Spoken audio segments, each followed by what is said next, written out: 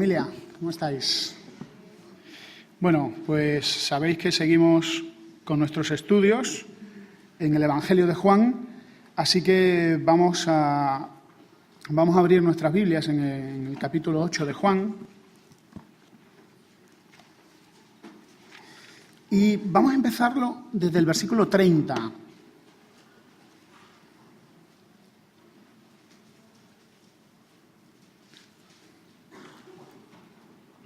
Juan capítulo 8 y el versículo 30. Dice así: hablando estas cosas, muchos creyeron en él. Decía entonces Jesús a los judíos que le habían creído: si vosotros permanecéis en mi palabra, sois verdaderamente mis discípulos, y conoceréis la verdad, y la verdad os hará libres. Le respondieron: descendencia de Abraham somos, y jamás hemos sido esclavos de nadie. ¿Cómo dices tú, seréis libres? Jesús les respondió: de cierto os digo que todo el que practica el pecado es esclavo del pecado. Y el esclavo no queda en la casa para siempre. El Hijo queda para siempre. Así que, si el Hijo os liberta, seréis verdaderamente libres. Sé que sois descendientes de Abraham, pero procuráis matarme porque mi palabra no tiene cabida en vosotros. Yo hablo lo que he visto en la presencia del Padre, y vosotros hacéis también lo que oísteis del Padre. Respondieron y le dijeron: nuestro padre es Abraham. Jesús le dice: si fuerais hijos de Abraham, las obras de Abraham haríais. Pero ahora procuráis matarme, a un hombre que os ha hablado la verdad, la cual oyó de parte de Dios. No hizo esto Abraham. Vosotros hacéis las obras de vuestro padre. Le dijeron: nosotros no hemos nacido de fornicación, un padre tenemos, Dios. Jesús les dijo: si Dios fuera vuestro padre, ciertamente me amaríais, porque yo procedo y he venido de Dios. No he venido de mí mismo, sino del que me envió. ¿Por qué no entendéis mi lenguaje? ¿Por qué no podéis oír mi palabra? Vosotros sois de vuestro padre, del diablo, y los deseos de vuestro padre queréis hacer. Él era homicida desde un principio y no se mantuvo en la verdad, porque no hay verdad en él. Cuando habla mentira, de lo suyo habla, pues es mentiroso y padre de ella. Pero a mí, que digo la verdad, no me creéis. ¿Quién de vosotros me redarguye de pecado? Si digo verdad, ¿por qué vosotros no me creéis? El que es de Dios oye las palabras de Dios, por esto no oís vosotros, porque no sois de Dios. Respondieron los judíos y le dijeron: ¿no decimos bien nosotros que tú eres samaritano y tienes demonio? Jesús respondió: yo no tengo demonio, sino que honro a mi Padre, y vosotros me deshonráis. Pero yo no busco mi gloria, hay quien la busca y juzga. De cierto os digo, si alguno guarda mi palabra, de ningún modo verá la muerte eterna. Los judíos entonces le dijeron: ahora sabemos que tienes demonio. Abraham murió, también los profetas, y tú dices: si alguno guarda mi palabra, de ningún modo verá muerte eterna. ¿Eres tú acaso mayor que nuestro padre Abraham, el cual murió? También los profetas murieron. ¿Quién te haces a ti mismo? Jesús respondió: si yo me glorifico a mí mismo, mi gloria nada es. Es mi Padre el que me glorifica, el mismo que vosotros decís: es nuestro Dios. Y no lo habéis conocido, pero yo lo conozco. Y si dijera que no lo conozco, sería semejante a vosotros, mentiroso. Pero yo lo conozco y guardo su palabra. Abraham, vuestro padre, se regocijó de que veía mi día, lo vio y se alegró. Entonces le dijeron los judíos: ¿aún no tienes 50 años y has visto a Abraham? Jesús les dijo: de cierto os digo, antes que Abraham llegara a ser, yo soy. Tomaron entonces piedras para arrojárselas, pero Jesús se ocultó y salió del templo. Bueno, podéis poner el encabezamiento, si queréis, del PowerPoint. El título de este mensaje yo lo he llamado así: test de paternidad espiritual. ¿Sabéis qué es un test de paternidad, no? Voy a empezar con una ilustración muy apropiada, aprovechando que mi padre está entre nosotros. Es de nuestra propia cosecha. Hace muchos años, cuando yo era estudiante, fui un día a encontrarme con mi padre en su oficina, en el edificio donde trabajaba. Yo nunca había estado en ese edificio. Así que me acerqué y lo primero que me encontré, pues, la seguridad. Un señor detrás de un cristal, y cuando yo abrí la boca para decir buenas tardes, vengo a ver a, puso la mano así, me quedé callado.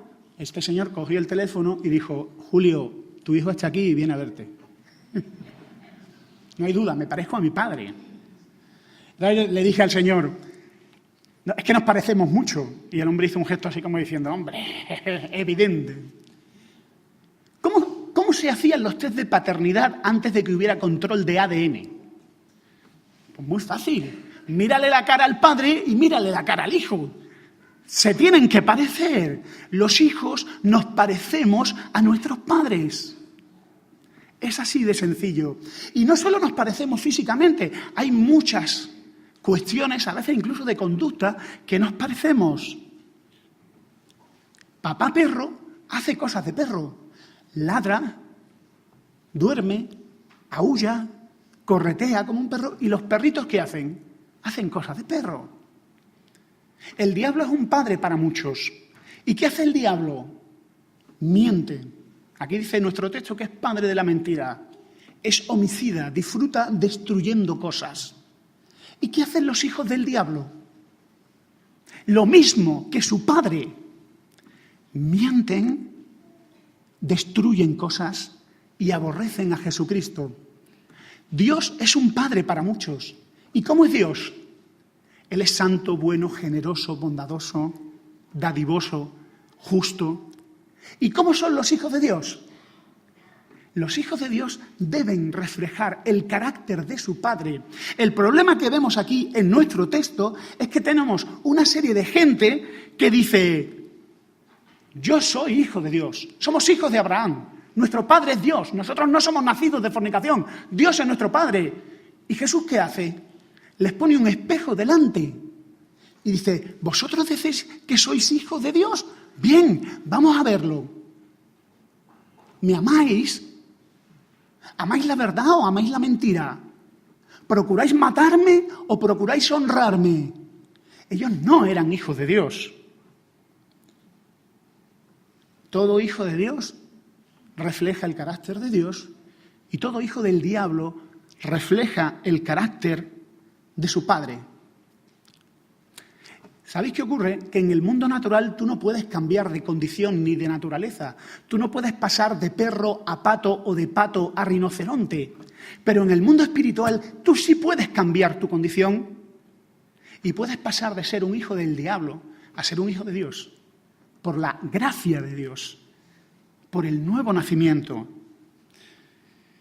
Dice, y esto es muy interesante, llevo semanas con este texto y me sorprende mucho el versículo 30 y el versículo 31, donde dice que hablando estas cosas, muchos creyeron en él. Y dices tú: qué bien. O sea, que Jesús estaba predicando y había gente que creía en él. Entonces eran creyentes. Y dice el versículo 31, decía entonces Jesús a los judíos que le habían creído. Y le dice: si vosotros permanecéis en mi palabra, sois verdaderamente mis discípulos. Y ahí la cosa empieza a complicarse. Empiezan a decir que ellos no son esclavos de nadie, que ellos son hijos de Abraham, y Jesús empieza a decirle cosas muy desagradables, pero muy necesarias. A veces necesitamos escuchar cosas desagradables para poder salir de la situación en la que estamos. Y Jesús les dice: no sois lo que decís ser. Claro, a mí esto al principio me crea un problema, porque dices tú, pero no dice el versículo 30, hablando estas cosas, muchos creyeron en él. ¿Qué creyeron? Mirad, la Biblia enseña de manera clara que hay distintos niveles de creer. La semilla que cayó junto al camino, creyó, pero era una fe superficial, era una fe frágil, era una fe inestable. Y pronto esa fe desapareció. La semilla que cayó entre espinos, según la enseñanza de Jesús, sí creyeron, pero por poco tiempo. Hay niveles de creer muy inestables, muy elementales, ¿de verdad creían en Él? Jesús les llamó hijos del diablo. Creyeron algo de Él, pero su fe era una fe superficial, era una fe insuficiente. Esta gente que cree, además, son gente muy religiosa. Cuidado con la gente religiosa. Son los peores. No los invites a una fiesta, invítalos a un funeral, porque te van a echar a perder la fiesta. El funeral se sienten cómodos. Los religiosos, ideales para los funerales, están ahí en su ambiente. Esta gente religiosa, estos judíos religiosos, están convencidos de que siempre estarán en los asuntos del reino de Dios.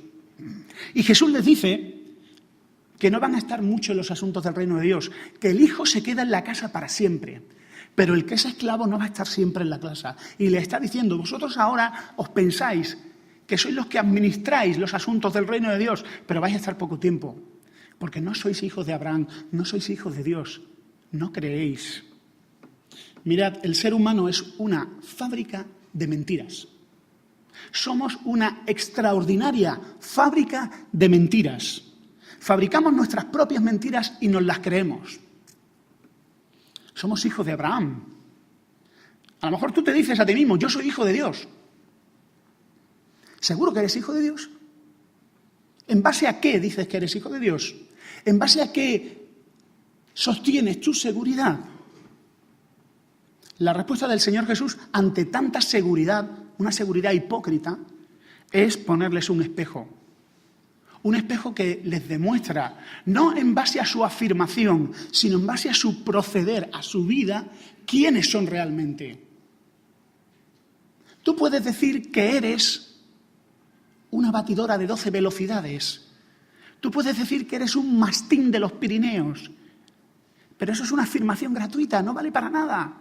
Tienes que demostrar tu carácter, tu conducta, tus pasiones, tus prioridades, tienen que demostrar quién eres tú. Siguiente diapositiva, sí. Jesús, mirad, esta es la idea central. Si queréis saber, este es el test de paternidad. ¿Quieres saber de quién eres hijo? Examina tu vida, tus pasiones, tu proceder. Este es el test de paternidad espiritual. Lo vamos a desarrollar ahora. Siguiente diapositiva. Jesús, esto lo hemos visto ya, a los que creyeron en Él, les pone un espejo delante y la siguiente diapositiva, sí. Espero que os hayáis graduado la vista. Yo no lo veo. En mi ordenador lo veía. Pero lo voy a leer, ¿vale? Os lo voy a leer y luego os pasaré las notas. Jesús les dice 6 evidencias por las que ellos no son hijos de Abraham. Si alguien tiene colirio, que lo reparta, por favor. 6 indicadores del test de paternidad. Número 1, permanecer en la palabra, o lo que es lo mismo, obediencia. Número 2, esclavitud del pecado, versículo 34. Y esto tiene que ver con la liberación del poder del pecado. Número 3, si vosotros fuerais hijos de Abraham, haríais las obras de Abraham, versículo 39. Y esto tiene que ver con un buen testimonio y un servicio. Número 4, me amaríais. Si vosotros fuerais hijos de Abraham, me amaríais. Amor al Hijo de Dios. Indicador número 5 del test de paternidad. Si vosotros fuerais hijos de Dios, no hablaríais mentira. Versículo 44, amor a la verdad, sinceridad. Número 6, versículo 47, fe en el Hijo de Dios. ¿Por qué no podéis escuchar mis palabras? Dice Jesús, no sois de Dios. La fe es el indicador de que eres un hijo de Dios.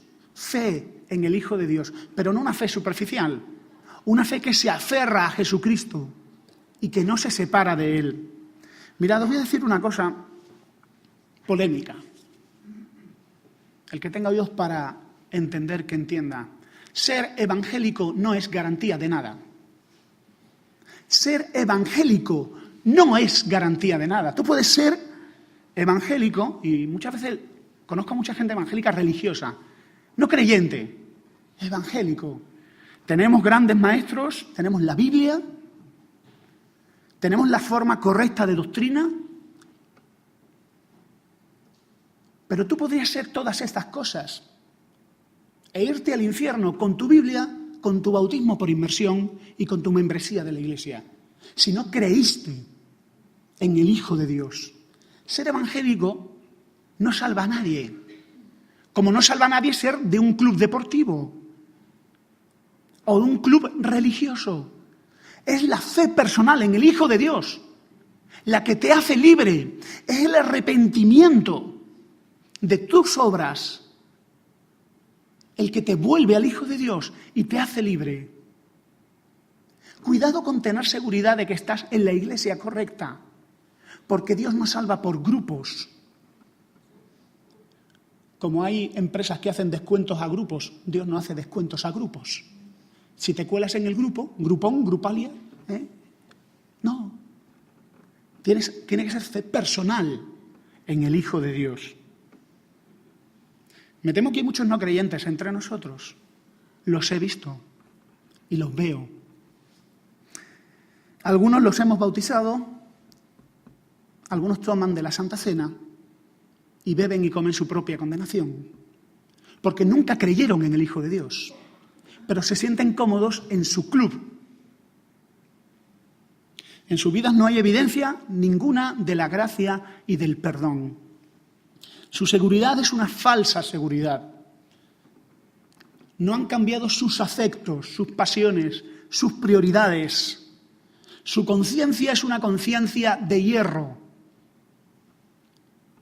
El Espíritu Santo no les ha convencido de pecado. Siguen amando lo que amaban y no hay evidencias de cambio. Siguen iguales, solo que ahora son de un club diferente. Y ellos se repiten a sí mismos que son creyentes porque aceptaron a Jesús. Pero no lo aceptaron como Señor, lo aceptaron como talismán, como amuleto. Jesús no es un amuleto de la mala suerte, ni es un amuleto que te libra del infierno como una estampa religiosa en un taxi que te libra de la mala suerte. No es suficiente no desear ir al infierno para ser creyente. Si Jesucristo no es Señor y si el corazón no se rinde ante Él, no hay nada que hacer. Solo es religión. Y la humanidad lleva ya muchos miles de años con religión. Esto que voy a decir, tomémoslo con seriedad. Alguien podría empujar a alguien a hacer una oración en la que nunca ha creído. Alguien podría empujar a hacer una confesión formal y de labios.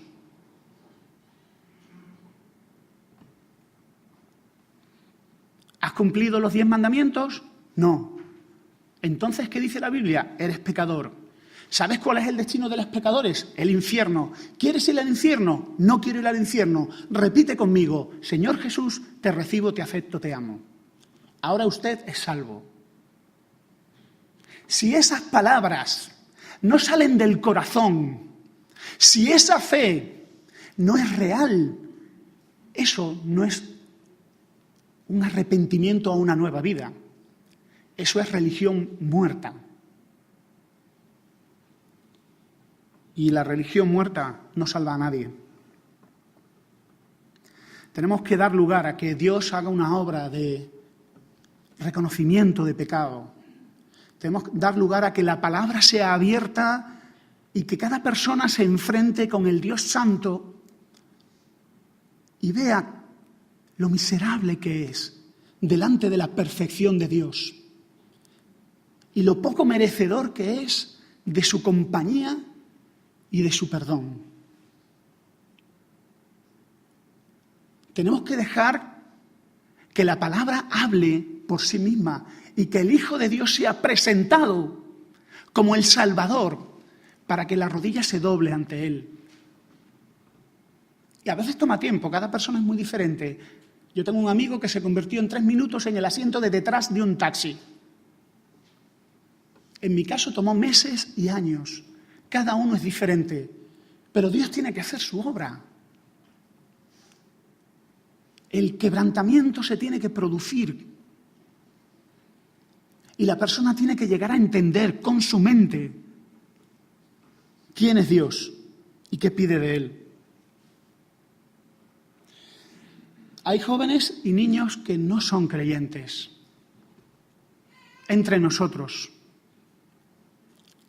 Quizá en una edad muy temprana tuvieron un acercamiento al Señor.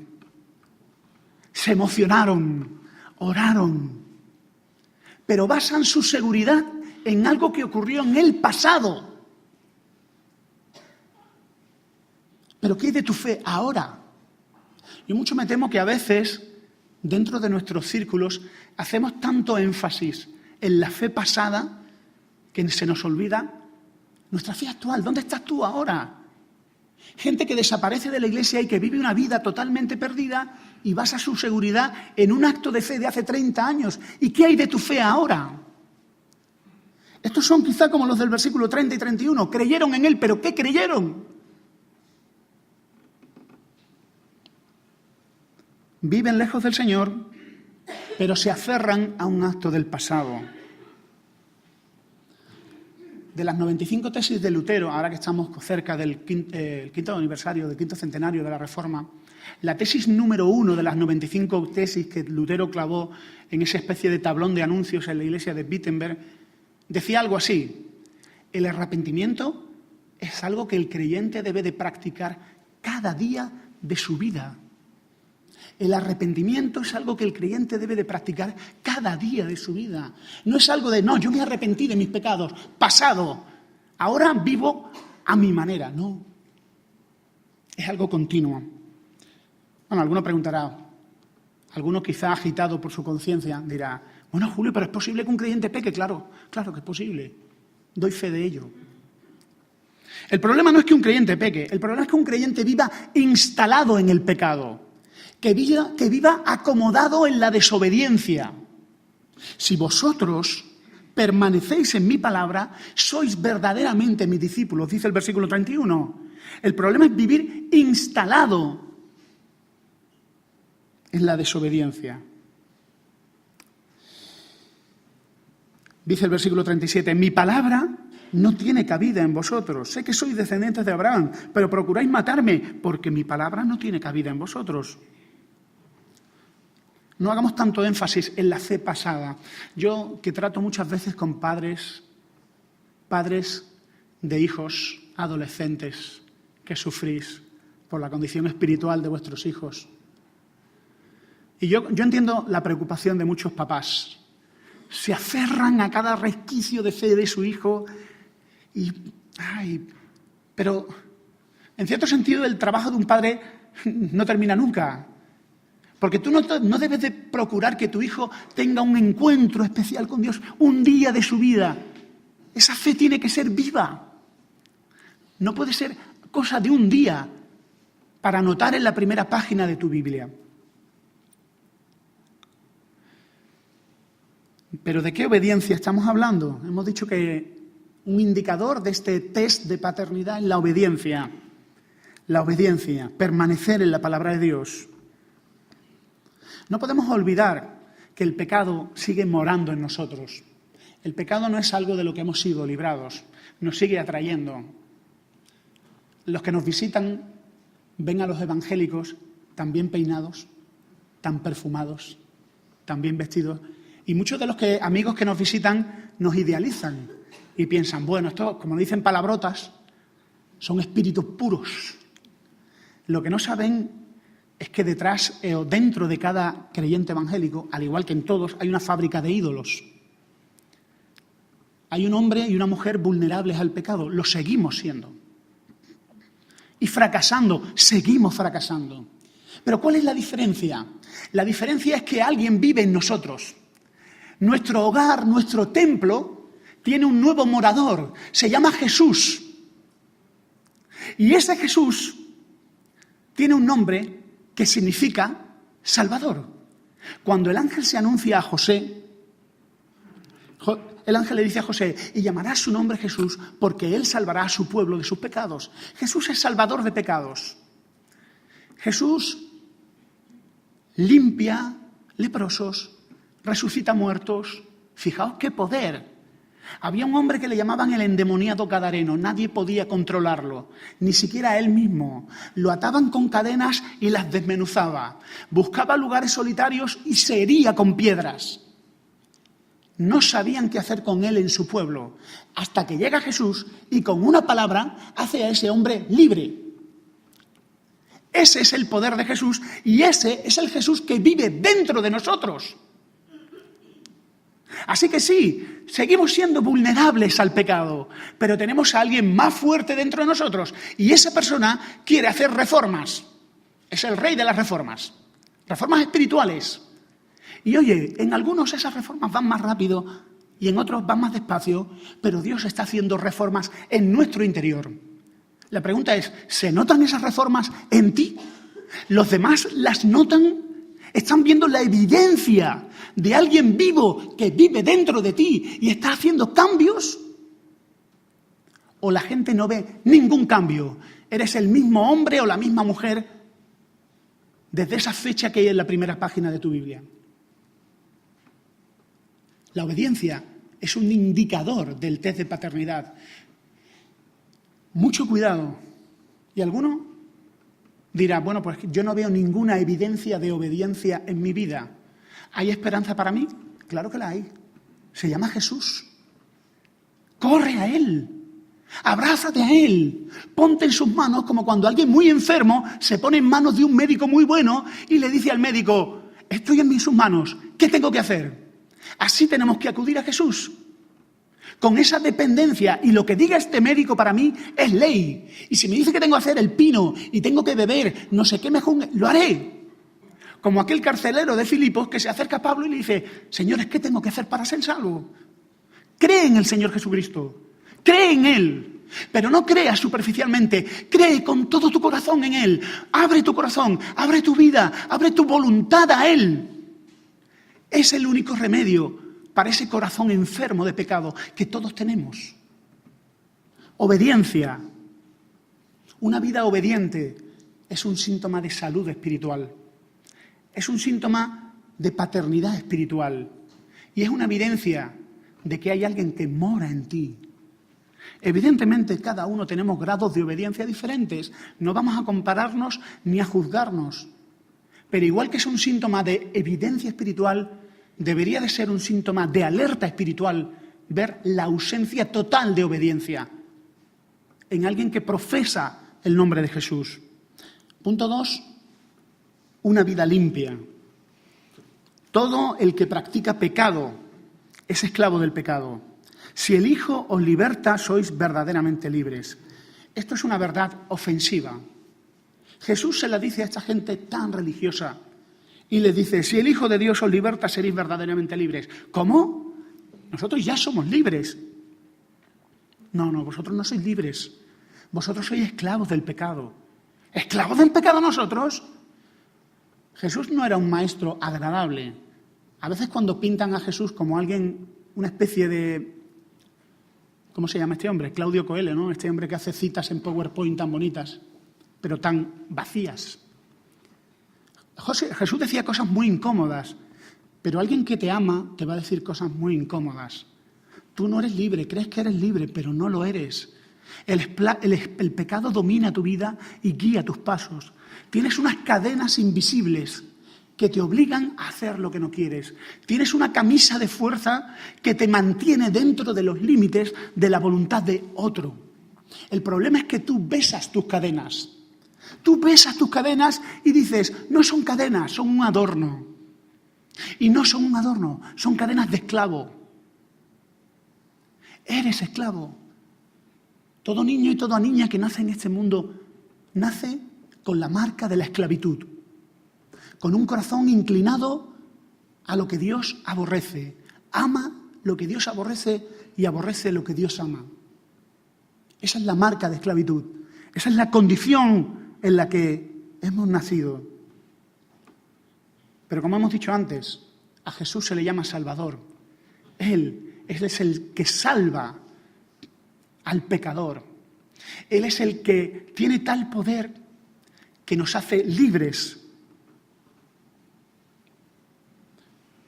Así que el creyente tiene a alguien dentro de él que le da poder para vivir en victoria. Ocasionalmente tendrá derrotas, pero no vivirá instalado en la derrota. Número 3. El amor al Hijo de Dios y el testimonio de una vida cambiada. Versículo 39. Respondieron y le dijeron, nuestro padre es Abraham. Jesús les dice, si fuerais hijos de Abraham, las obras de Abraham haríais. Versículo 42. Si Dios fuera vuestro padre, ciertamente me amaríais, porque yo procedo y he venido de Dios. Versículo 39 otra vez. Si fuerais hijos de Abraham, las obras de Abraham haríais. No, pero es que yo tengo mucha fe. Mis padres son creyentes, mis abuelos son creyentes, mis bisabuelos, y así hasta Enoc. Tengo pedigrí espiritual. Una línea genealógica de misioneros, mártires y padres de la Iglesia. Da igual. Da igual. ¿Qué hay de tu fe? ¿Qué hay de tu amor al Hijo de Dios? Hay algo que pone de manifiesto quién es tu Padre. Espiritual.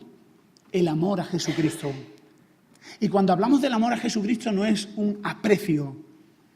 Es algo profundo. El creyente, el Hijo de Dios, ama entrañablemente a Jesucristo. Me hace mucha gracia una anécdota de Carlos Finney. Carlos Finney fue un hombre que se convirtió, amaba mucho al Señor, pero era un zoquete. Era un zoquete, sabía muy poco. Como no sabía qué hacer, se dedicó a juntar niños de la calle, niños pobres, y los llevaba a los maestros de escuela dominical. Tuvo mucho éxito. Juntaba a los niños de la calle, venga, animaos, venid a la iglesia, y los llevaba a clases de escuela dominical. Había un diácono de la iglesia, un hombre sabio, que se empeñó en que lo bautizaran y lo hicieran miembro de la iglesia. Pero los pastores de esa iglesia veían que era un hombre tan zoquete, tan membrillo, tan ignorante, y se lo pusieron fácil, porque en aquella época te hacían un examen para ser miembro de la iglesia. Y le decían, le hacían preguntas sobre la Biblia. El hombre no sabía nada de la Biblia, era un ignorante, pero amaba a Jesús. Y un día, después de suspender varias veces ese examen de membresía, este diácono, empeñado en bautizar a aquel hombre, que era un hombre de Dios, que amaba a Jesucristo con ternura y profundamente, le dijo, mira, vamos a ver, porque veía que el examen estaba saliendo muy mal. Vamos a ver, ¿qué ha hecho? Pregunta de examen, ¿qué ha hecho Jesucristo por ti y por mí? Por lo que tengamos que estarle muy agradecidos. Pregunta fácil, ¿qué ha hecho Jesucristo por ti y por mí? Por lo que le tenemos que estar muy agradecidos. Finney se quedó pensando y dijo, la verdad que muchas cosas, no sabría decir ninguna en particular, pero de lo que estoy seguro es que tenemos que estarle muy agradecidos. El amor al Hijo de Dios, la señal de paternidad espiritual en este test. ¿Amas al Hijo de Dios? ¿Amas al Hijo de Dios como para hacer cualquier sacrificio que Él te pida sin dudarlo, sin cuestionarlo, porque has conocido su perdón y su amor y estás rendido a Él? Tengo un amigo que fue durante muchos años misionero en Perú, en un pueblo muy pobre. Él tenía una escuela bíblica con niños y un día llegó una niña descalza y había caminado varios kilómetros para ir a la escuelita bíblica. La niña, unos 8 años, llegó descalza y dijo, disculpe, ¿hay escuelita bíblica hoy? Venía de caminar muchos kilómetros, 8 añitos, una niña sola por los montes. Y mi amigo le dijo, mira, lo siento, pero la escuela bíblica fue ayer. Me dice mi amigo Rubén, se llama Rubén, mira Julio, esa niña tuvo una cara de tanta pena que a mi mujer y a mí se nos conmovió el corazón. Y le dijimos, no te preocupes, te vamos a dar toda la escuela bíblica que tú quieras. Cuando uno ama entrañablemente al Señor Jesús, podrá caminar descalzo para oír hablar de Él. Podrá hacer gran sacrificio y los demás dirán, oye, qué hombre tan bueno, qué mujer tan buena. No, no lo es. El amor de Jesús le ganó, el perdón de Jesús lo cautivó. ¿Cómo no le va a negar cualquier cosa? Y el justo murió por los injustos para llevarnos a Dios. aquel viejo apóstol Pablo, azotado, encarcelado, pobre, hambriento y abandonado por sus amigos? Si alguien le preguntara, Pablo, ¿valió la pena todo? Pablo respondería, ¿qué voy a hacer? ¿Qué voy a hacer? Él me amó y se entregó a sí mismo por mí. ¿Cómo le voy a negar una vida dedicada a Él? ¿Cómo no vamos a honrar al Señor Jesús con nuestras vidas si el amor de Dios ha sido derramado en nuestros corazones tan generosamente? Punto 4, la fe en Jesucristo.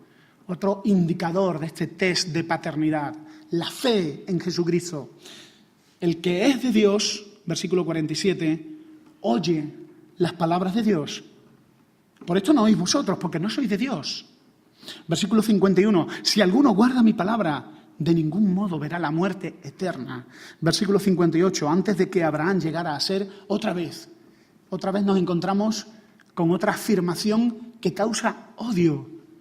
Yo soy el nombre de Dios con el que se reveló a Moisés en el capítulo 3 del libro de Éxodo, versículo 14. Antes de que Abraham llegara a ser, soy Dios. En este test de paternidad hay un indicador también muy claro, muy elemental.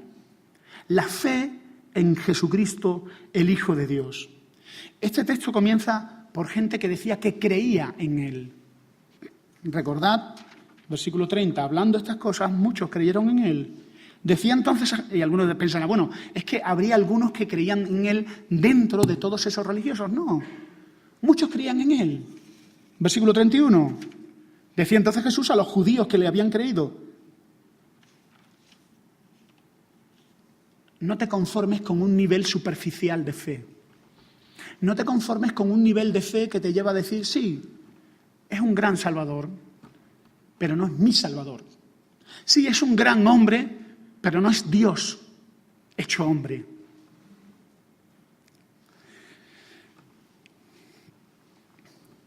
En el momento en el que Jesús les dice que Él es Dios Todopoderoso, que Él es más antiguo que Abraham, se vuelven locos. Como dirían los jóvenes hoy en día, se rayan, se empanan. Que tú eres más viejo que Abraham, pero no tienes ni 50 años. ¿Qué tontería de afirmación es esa? Hace más de 50 años de Abraham. ¿Tú has leído la Biblia? Si nada más que hubo 400 años de silencio profético entre Malaquías y Mateo y Juan el Bautista.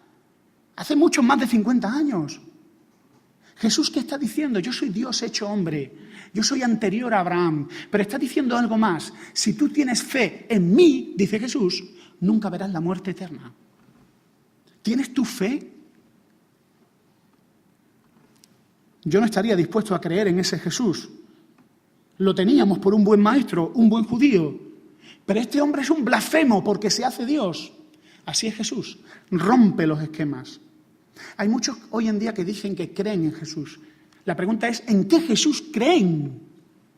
¿En el Jesús de su imaginación? ¿Un Jesús que han decorado como un árbol de Navidad, añadiendo cosas y quitando cosas que no les gusta de Jesús? Jesús no es una especie de buffet libre donde te sirven lo que te gusta y dejas de lado lo que no te gusta. Y a ellos les gustaba Jesús. Decía cosas con sentido, decía cosas coherentes. Pero oye, cuando dice eso de yo antes de que Abraham fuera yo soy, ya no me gusta. Pero oye, cuando dice yo soy, ya empezaron a pensar en matarle. ¿En qué Jesús crees tú? Si tú crees en un Jesús fabricado por tu imaginación, es un Jesús falso y ese Jesús falso no te libra de la condenación ni del infierno. Un Jesús falso no es un Salvador verdadero. Yo veo 3 reacciones ante este texto. El que está endurecido y escuche este texto, seguirá endurecido. Resistirá las palabras de Jesús, las cuestionará. Muchos creyentes verdaderos quizás se sientan heridos al oír este texto. ¿Soy creyente o no? ¿Qué mal cuerpo me dejaste, Julio? No, es Juan 8. No, Julio. Oye, ¿te sentiste herido? Es que hay vida en ti. A lo mejor el Espíritu Santo te está diciendo, sí, eres hijo de Dios. Pero todavía tienes que crecer, tu fe todavía tiene que ser fuerte. Ánimo, hijo mío, persevera, persiste, profundiza. Todo hijo de Dios se siente herido cuando oye eso. El problema es el que no se siente herido al escuchar algo así. El cadáver le pinchan y no siente dolor. Lo cortan y no le duele nada. Está más allá de toda enfermedad. Está carente de vida. Pero el que es hijo de Dios y no tiene la conciencia como el hierro, estos llamamientos le mueven a buscar a Jesús y a pedirle perdón y a renovar su amor por Él y su fe en Él. Si te inquietan estas palabras, vuelve a Cristo, pero vuelve y aférrate a Él. Ponte en manos de Jesús como el enfermo grave que se pone en manos de un gran médico, a su disposición, a lo que Él pida sin cuestionarle. Pero este test de paternidad no es el fin, hermanos y amigos. Este test de paternidad no es el fin, es el principio. Te toca tomar una decisión. Tienes que tomar una decisión. Dice Jeremías 13, ¿mudará el etíope su piel y el leopardo sus manchas? ¿Cómo puede alguien cambiar el color de su piel o un leopardo cambiar sus manchas? ¿Cómo puedo cambiar quién es mi padre? ¿Cómo puedo vencer el poder irresistible del pecado en mi vida? No necesitas un maestro de religión, necesitas un salvador. Alguien más fuerte que el pecado para que tome el control de los mandos de tu vida y te haga libre. Y este milagro de la gracia está a tu alcance cerca de ti, en tu boca y en tu corazón. Está cerca de ti ponerte de rodillas y clamar a Dios de todo corazón. Tú eres el Salvador que yo necesito. Y yo soy un desastre. Y yo no tengo esperanza en mí, ni poder en mí para cambiarme, pero tú eres Salvador. Vamos a orar, vamos a tener un tiempo en silencio, cada uno sin palabra buscando al Señor.